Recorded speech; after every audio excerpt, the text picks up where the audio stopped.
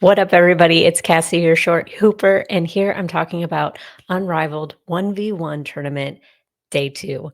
And let's just say things are getting spicy.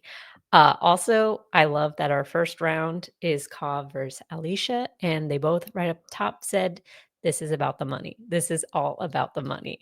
And I think this is what is making this 1v1 tournament so fun is that yes, everybody's friends for the most part, but also everybody really wants to make 200K ASAP. So let's get into why this tournament is so fun. And if you're not watching it, you got to be watching it. Friday will be the semifinals into crowning the person. As you can see by my jersey, there may be somebody I'm leaning towards that I think would be the ultimate upset, and I want them to get that money. So let's talk about day 2 of Unrivaled 1v1. We start off with some strong matches. We saw some upsets in the first day, and I think we're going to see some upsets today. So we have Ka versus Allisha, and this could have gone either way. I think if I was going to bet, I would have betted on Allisha, but I could have seen Ka like totally getting this. And Ka totally got off to a great start, and it was looking like things were going her way. And then Allisha just like locked in, was like, no, it's time to shut this down. And she did. So good job, Allisha. Sorry, Ka. But honestly, if they do this next year, I could still see you getting the bag. So keep your mind on that money. Our next one is Ray versus Jewell Lloyd. This was also like a match that I feel like I'm gonna keep saying like, "Oh, I'm leaning towards the winner," because I did want Ray to get it. I'm a huge Sparks fan, and, like, I feel like Ray is really coming alive in the Unrivaled League. Also, as somebody who got cut from the Sparks and then added back on, she knows how hard she needs to work, and she's always doing it. So, the fact that I think she went up against Jewell Lloyd, I don't think she was like, "Oh god, I don't know if I can do this." I think she was like, "I gotta get that money." And that's exactly what happened. Ray scored 9 points before Jewell was able to get on the board, and then it was like, "Okay, if somebody is gonna come back from a 9-0 and win, it would be Jewell Lloyd." So, that kept us all engaged and watching, but Ray said, "No, it's time to go," and that's exactly what she did. So, get it, Ray. All right, next we have Azurá versus Shakira. We have the bigs. This is a round we were all excited to see because when you're thinking 1v1, being big, you have a big advantage. Pun intended, maybe. And so this is what we want to see, you know? It's like you want to see like two guards that are so good go at it, but then you're really like, but now I got to see the bigs. And that's exactly what we saw. And going into this, I was like, yes, it can go either way because Shakira is very competitive and very physical. And if she's like, I'm going to win this, I think she can. It's just as long as her shots are falling. And sometimes, I don't know, it happens, it doesn't happen. And then Azure is like very experienced, very calm. So I think if she's like the turtle in the hair, Azure is the turtle, and she's just going to get it done. And so that's exactly what happened is she kept her composure. She sunk a 3 shot, which is always like very fun to see a big like be able to get those threes. She did try a lot before then. She's like, all right, just gonna go for like more mid-range shots. And she won 11-4. Z, moving on. All right. Next we have this is where if you're on Twitter, if you're on the Reddit and everything, you're seeing where the spiciness of the 1v1 tournament is starting to come alive. You know, we've been watching the Unrivaled for a few weeks now, and it seems like everyone's just like best friends and having the best time and like all living in Miami together. And people are like, oh my gosh, like let's get a camera and like have this be a reality show. We want to see all these people having fun and like living it up in Miami. They're all friends, right? Well, now we have Fee versus Rickea. And for things to get spicy, Fee is completely dominating this league much like she's dominating WNBA, and people are like, "NV next year, here we go." And she's just, like, making her case at Unrivaled. Um, she's part of the Hootie Hoos and is putting up lots of points, and here she is in 1v1. So, they're like they'll interview everybody before they play, and she was just like, "I think I'm the best person here, and all I have to do is prove it." And already it's, like, making us all look because Fee is, like, very nice, very, like, chill, like, definitely very competitive and smart and, like, says things truthfully. This is the first time where I've seen, like, some spice and being like, "Well, what's that about?" And apparently some hoopers are starting to say that this is rigged and that this is all meant to make Fee look good, but then you have the case of, like, the Stewie Aaliyah Edwards upset, and, like, Stewie's a co-founder of this league, and she got knocked out, so, uh, you know, read into it what you may, but Fee versus Rickea. I love Rickea, I love Fee. They're both so competitive, not afraid to get physical, and that's what we saw, and some people are saying, "Well, who are the refs favoring?" But I think even if we could say the refs were, like, being more fair, I think Fee would have still won. Now, do I wanna see Fee win the 1v1 tournament? No, I don't. Um, and I think it does get a little like, "Oh, well, she's the co-founder and, like, she hooty hoos." I know there's a lot of Owls fans out there, and I do love the Owls, and I like their story a lot. Are they just gonna win everything? That doesn't make the season 1 Unrivaled story as compelling, in my opinion. Um, so we see Rickea versus Fee, and but see, okay, people are like, "Oh, are the refs playing up Fee?" But within the first 30 seconds, we see Fee just freaking block Rickea's first layup attempt. Like, the stage is set. This is what we're getting into, and that's what got them to be more physical and then more fouls called, and, you know, it is what it is, but 13-5 Fee. Next is like, okay, if you thought Fee versus Rickea was spicy, now we're getting so spicy because it is Courtney Williams versus Ryan Howard. This was, like, probably watching it one of my favorites to watch, and then later when I was, like, looking at Reddit and all the talking outside, some of the players retweeting stuff, that's when I was like, "Okay, hmm."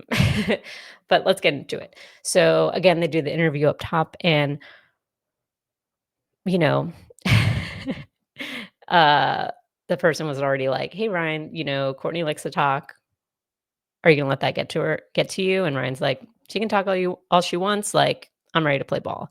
And what's interesting is when they got into it, I didn't see Courtney talking a lot of shiitake. Um, Instead, I just saw like a focus and an aggression, a quiet, simmering aggression coming from Courtney that was like, "Oh, she's really, really trying to win this," and that's when I was like I'm already a Courtney Williams fan, so I already wanted to see her win, but yeah, now in retrospect, I'm like, maybe no, she got it. Um, but also what was so sweet is, like, Courtney had, like, her fans. She had her dad, she had her fiancé, she had Heidemann, like, all just rooting for her as she went, and she was just locking in her what she does best, her mid-range twos. Um, and then what we saw, like okay, here's where some of the tea is like, are the Owls all talking to each other and being like and really, like, stepping back and talking about game theory of like, "Okay, here's the 1v1 tournament.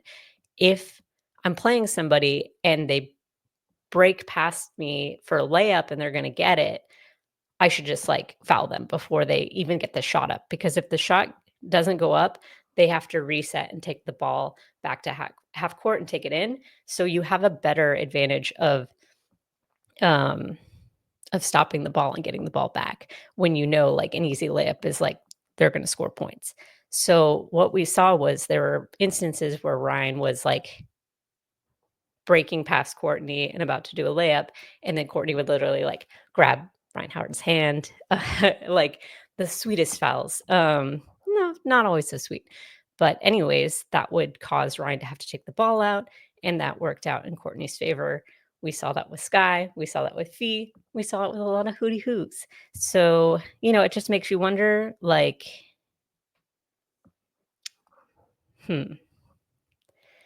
I mean, maybe it's a testament to why the Owls are doing so good is they are, like, talking about game theory and, like, using the 3-on-3 space to their advantage, like, finding, like, what loopholes they have in the system versus, like, a 5-on-5 game, and then we see that again exposed with the 1v1 tournament. Part of me is like, I think that's cool, like, I think it is, like especially when you're a short player, you have to, like, think, like, "How can I have an advantage over a big person, or how do I have an advantage over someone that's like so fast?" So you need to get smart with your gameplay. I think if the 1v1 tournament was happening all the time, then I would get kind of sick of these fouls. And I'd be like, all right, well, I don't know. What are we watching here? And I think too, like what we're gonna see is like yeah, you can use these, like, loopholes to your advantage, but at the end of the day, like, the best hooper is gonna win, and I think we see that, like, with who's moving forward, and we'll see more on Friday. But regardless, this was a very fun, matchup between Ryan and Courtney, and, like, definitely, mm, yeah, it was just, like, super spicy and super close, and then it ended up being 11-9 Courtney. So there you go. But of course, as Courtney quickly found out, that meant she was going up against Fee. So owl versus owl. What do you do? Here we go. Things are getting spicy. And speaking of some spice, we have Skylar Diggins-Smith versus Arike Ogunbowale. And this was like, it's so funny because we have like this buildup of spice, and then you're like, and now Sky's coming out. Oh no, this is gonna be like so, like, frustrating and spicy, but then Arike, like, just undercuts it by being, like by gassing up Sky, being like, "Sky is one of the best competitors. I'm, like, very honored to be having a matchup against her." They're both, like, uh oh, yeah, they're both are from Notre Dame, so we're seeing, like, the battle of the Notre Dame guards, like, it's like, Arike, like, sets this, like very like, "Aw, that's so nice. Oh, I wanna watch them play." Which is so funny because, like, Sky is, like, one of the most, like, shiitake talking, like, competitive people, so I don't know if that, like, got into her head, like, "Oh, this person's being so nice to me and is, like, one of the best guards of all time." And I don't know. But I will tell you one thing, Arike won this matchup, and, it was 12-8. It was another very close game. At one point, it was 8-8, and then y okay, what was also really fun about this is, like, this was one where it was like, "Oh, this is really about defense," and I think that's, like, when you're watching 1v1, at least for me, I'm watching the defense, like, I wanna see why someone is a better defensive player than someone else, and I think we saw that, like, with both of them, and Sky, I think, is, like, one of the best defensive players, like, the fact that, like, Arike was, like, about to take the ball back in from half court, and Skylar's, like, already just, like, in a defensive stance, like, ready to go, like, even before the whistle's blown, I think that, like, speaks a lot to how, like, Sky is just like, "I'm here to play basketball, I'm here to stop you," and, Arike, you know okay, here's another thing I love about Arike is after she won and she was getting interviewed, she was talking about, like, this in this moment, these were the shots that were working for me, so I leaned into that. I think sometimes we see players that are like, "But I'm a shooter. I always shoot 3, so I'm just gonna keep shooting them," as opposed to being like, "Oh, but right now layups are working for me, so I'm gonna, like, focus on that more than just, like, throwing up garbage." And I don't know, I think, Arike was, like, one of my favorite interviews because she was, like, talking about what was happening in the moment and, like, being very, like, compassionate towards herself and Sky, and, like, I respect that.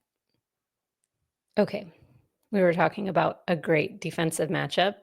Well, now I'm about to talk about the probably best defensive matchup of the night. Satou versus Dijonai. This was the one match that I was like, if it's gonna go over the 10 minutes, it's gonna be this matchup. And I could have done a better job of explaining up top, but like for the 1v1, it's first to score to 11, or if they go to 10 minutes, the highest person then moves forward. This was one where it got down to like, I think a minute left in the game, and you were seeing like how tired they were, but it was defensive play. And that was so fun and so exciting to see. And like also like Dijonai got a couple of steals in there, which is very impressive. It's like, how do you steal a ball from like 1v1 versus some of the best like players in the world? And Dijonay was doing it. Unfortunately, her shots just weren't falling. Like she was getting like some good looks, but and by good looks, I mean like you have still like a half a second to shoot, which I think is like 3-on-3, 1v1. Like you don't have a lot of time. You just have to like get the ball and shoot, and, like, we're seeing players that can do that and players that are like, "Okay, I gotta get better on this," than, like, being on a team where, like, I'm getting, like, a nice screen and I'm getting a good look and plenty of time to shoot. Um, I wanted Dijonay to win. I also love Satou, but, like, Dijonay, I have such a soft spot for. Um, and, you know, it came down to 11 before. It came down to 11-4 Satou, and afterwards, they were just dripping. I should also mention that Arike was dripping sweat after that matchup against Sky, and then we see that again with Satou, and also during this game matchup between Satou and Dijonai. One of my favorite things that I'm, like, starting to see in 1v1 tournaments, and again, it's like another, like, quote, "loophole" in this format, is you get the ball and you have to take it back out to the 3-point line and then come back in. And when you go past the 3-point line, then the shot clock starts at 7 seconds. So people were using that opportunity to get the ball and pass it to an outlet and just walk back to the 3-point line to catch your breath. And we were seeing that from both Satou and Dijonay. Like it was like both of them were like, yeah, I could take a second. It's also interesting that the 1v1 tournament, you only get one 30-second break. And that really doesn't feel like enough time to really catch your breath. And we were seeing players take advantage of that, especially as the night went on, because this night there were quite a few players that had to do 2 matchups. So, we're just talking about round 1, and then from there, the winners then went against each other to get to the top 4, and that I think was also exposing people 'cause you would think like, "Oh, I'm just doing one-on-one, first to 11, under 10 minutes, like, I won't be, like, breaking that much of sweat," but really seeing people get exhausted more so than, like, a 5v5, uh, more so than a 5v5 or a 3-on-3. It seems tough. It seems really tough, and seeing these players, like, allowing themselves to be exposed in this way of obviously trying to make a lot of money, um, but, like, doing it and playing against each other just 1v1 and seeing, like, their play style really, like, exposed, just mad respect all around, like, and I hope they do it again, even though, like, people are getting a little mad and stuff, but I think it's really cool and, like, I don't know. I don't think NBA would ever do it because I think they're way too big egos. The only way the NBA could do it is I think rookies would be willing to do it, but you're never gonna see, like, the big guys do it. Where here, we are seeing the best of the best being like, "Alright, I'll do it."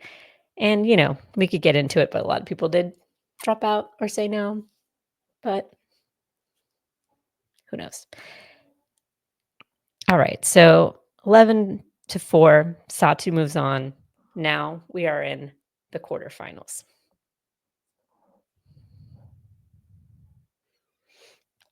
Okay, for a second, I was like, wait, I didn't talk about Aaliyah Edwards. But then I realized that Aaliyah got a bye because she beat number seed Brianna Stewart the day before. So Aaliyah's coming in fresh for this matchup where Allisha Gray had just had to play against Ka, and that was not an easy matchup. Obviously, it was like the first match of the day, so you would get a little time, but we're seeing, I think we're really this time we're seeing like, oh, someone that just played, now having to do again against somebody that's very competitive, very much wants the bag, was voted 8th seed, and now is like has the underdog story that some of us are really rooting for. Um, I love Allisha Gray. She got tired. She got tired fast. She also was getting beat up, which again, like I think because people are tired and because we're getting closer and closer to the final matchup, we're seeing it get the spice level is getting cranked up and we're seeing people get physical and we don't want to watch anybody get hurt. And knock on wood, we get out of the 1v1 tournament without anybody actually having to take time off because they're hurt. But this was fierce and at times like a little hard to watch. But also I was like, I wanted Aaliyah Edwards to go all the way. I think in a perfect world, she would have been matched up against somebody else, but here we are. Um, yeah. Also, like when Allisha won earlier in her interview, she was like, "By the way, I'm 6 foot." We saw her be listed as 6 foot. So somebody was listening. Somebody corrected that. And they again, like I think yeah, things are getting spicy, but people are still being very respectful. And I like that Allisha said, "Hey, we're all hoopers and we got to get buckets and play ball. So let's go." I think if this was like wrestling, like people would be like throwing shade left and right. But so far, everybody's like very like, no, let's just play some good ball. And then we get out there and then maybe it gets a little more heated. And then maybe afterwards, if somebody doesn't win, they get on line and say some things. Or as some people were noted, like some people would win and just like walk off and not shake hands or anything like that. But part of me was like, were they instructed to do that? Or is that people just mad? Might be a little bit of both. So we'll see. But yeah. Oh boy. This matchup was tough and like yeah, fun to watch when Allisha wasn't like, "I need a break," or, "I need to, like, take a second," but it ended up that Aaliyah won, um, 11-6. At one point, it was 6-6, so it was like, okay, like, if Allisha can get some shots up, like, that could be over, but Aaliyah just, like, was getting those rebounds and sticking with it, and, you know, I'm here for it. She's the dark horse of the 1v1 tournament. I would love to see her get that bag. I think she's someone that deserves it. As somebody that is when I first started watching the WNBA, I was watching the Mystics, so I'm always keeping an eye on them, and, like, I wanna see Aaliyah take that confidence into the WNBA and just, like, dominate like the big that she is. So I think it'll be really interesting to see if like 1v1 tournaments like keep going and everything, like in the next season, or people gonna be like, that was terrible. I hated it. Let's never do it again. But I will say, like, the good that's coming out of this is for rookies and for players that like maybe aren't like quote unquote like a star player can get their confidence, can get highlighted in a way where people are like, okay. Um, 'Cause I think Aaliyah Edwards is an amazing player, and I think, it's hard when you come in with a rookie class with, like, Caitlin Clark and Cameron Brink and, you like, I live in LA, so I watch a ton of Sparks games, and, like, I've been seeing Rickea Jackson, like, go off and, like, you know, is there room for her to improve in her game? Yes, but, are people taking notice of her? Absolutely. Where Aaliyah Edwards, I think, like, more people could be taking notice of her, and I think we're seeing that in the 1v1 tournament, and I'm 100% all for it. All right. Next, speaking of the Sparks, we have a Spark versus Spark. We have Azurá Stevens versus Ray Burrell. Here we go. This, though, is a big verse guard. And yeah, again, like I part of me is like, I can see it going either way because Ray is very competitive and like Ray has like some great moves in her bag. And if she's like able to get those opportunities, she could get it, and we did see like a couple moves where it was like, whoa, she totally like got Stevens to like move her body that way. Boom, she does like a backhand layup. And that's like always very cool to see. And like, I love having Ray on the Sparks. I love having Azurá on the Sparks. So just, I wanted them to win and have a good game, but that couldn't be the case. And then you have Z. Z just has like the experience and the composure and this time the size. And that's what we saw. We saw a 12-2 matchup. And yeah, Ray did just like book it off the court. But they're teammates, so I don't know. I think it might just be like I think if I was playing in the 1v1 tournament, also I'm 5'2" and I haven't been playing basketball that long. So one, I would be decimated so fast. Even if I was just playing like local people at the local rec center. But it's randomized. There's voting involved. Like, how much was it fans voting versus like the Unrivaled people being like, okay, let's move a couple people here and here. But just as it whittles down, then you get these matchups where you're like, well, shoot, I'm playing against a really big player. Like, how am I gonna outsmart this? We're not all Arike who can like outsmart pigs in like an amazing, incredible, fun way to watch. And that's why we see, spoiler alert, Arika, the only guard, moving on in the top 4 seeds. So it's tough. It's tough, but like again, maybe if it moves forward, guards will get more like, how do I use this format to win? As we saw like Courtney do, so we saw these hootie hoos do. So maybe if Ray like used some of those like loophole fouls, maybe it would have helped. But then again, like as a viewer, if I'm just watching that, it's not as fun. So here we go. Now we have Arike versus Satou. This Yeah. Okay. It's coming back. I'm like, what happened again? Because at one point I had it 8-0, and I was like, wait, who was 8-0? It was freaking Arike, because Arike had her layup, and then she shot 2 threes back to back and got it. Arike gets buckets, and I'm sure like Satou's like, in retrospect, if I was doing this 1v1 tournament again, you would just need to be on Arike at all times. You cannot give her any space, because when she got space, she got buckets. But then Satou did turn it on offensively and was able to get it up to 8. So then it was like a while where it was like, okay, is Satou going to be able to get a 3 and get 11, or is Arike, who was then at 10, going to get that final bucket? And it took a while, and it was like, uh-oh, because at one point it was like 6-10. So it was like, okay, Arike, just get one more shot and this is over. And then Satou got that second shot and it was 8-10. And then it was like, uh-oh. But then Arike cleaned up. And now, as I spoiled before, she's moving on to the top 4. And then we have, oh my gosh, y'all. Apologies. I spoke too soon. I talked about the Arike Satou matchup, but that was last. The one in between was the Fee versus Courtney Williams, Al versus Al. They both know the loopholes in the 1v1. How's this going to go? And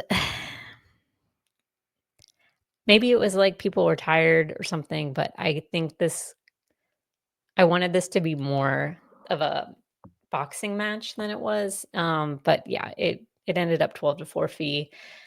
Yeah, it might have been tired. It might have. Yeah, I think right now, like, if you're up against Fee, like, Fee is doing so well right now that it's easy to just kinda get in your head and be like, "These refs aren't gonna be looking out for me," or whatever, but I don't know. Courtney's not saying that, so I don't even know if I'm saying that. I think the reffing for Unrivaled is it's tricky. It's like you don't want the whistle called on anything, on everything, because then the game's, like, gonna keep stopping, and, like, we did see that a little bit even in the 1v1, and that's, like, not fun. Um, but then, yeah, if, like, one team or one person is, like, getting fouls, like, calls, like, in their favor, then, yeah, it's tricky. So, I don't know. That's, like, been a complaint, and I think we are really gonna see these on Friday with the semifinal matchups, which is Fever C, Fevers Z, Azurá Stevens, um, which I'm very excited for. Um, I I have hinted at before, I love Fee, but I don't wanna see her win this 1v1 tournament. It just feels like a little like, "Meh," that one of the founders won.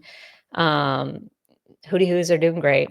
I know they're called the Lunar Owls, but I like just saying Hootie Hoos. Um, so I would love to see Azurá Stevens, like, use her size, use her composure, and win, but I think the thing that's so hard is, like, Fee has that, like, spin fadeaway jump shot that it's like you can't stop it without probably fouling, and if you foul Fee, she's gonna get her free throw, so, like, we'll see how it goes, but, I think if Z, like, locks it in and can use her size and, like, get those rebounds, I think that's the big thing. She's gotta get those rebounds and just not get the ball in Fee's hands, then it can go Z's way, so we'll see how that goes, and then we have Arike versus Aaliyah Edwards. This hurts my heart. I'm a huge Arike fan. I'm a huge Aaliyah Edwards fan, like, y as you know, I'm, like, rooting for the underdog. I don't wanna see Arike lose. Arike is so smart and has that experience, and if someone can use their experience to win a game 100%, it's Arike.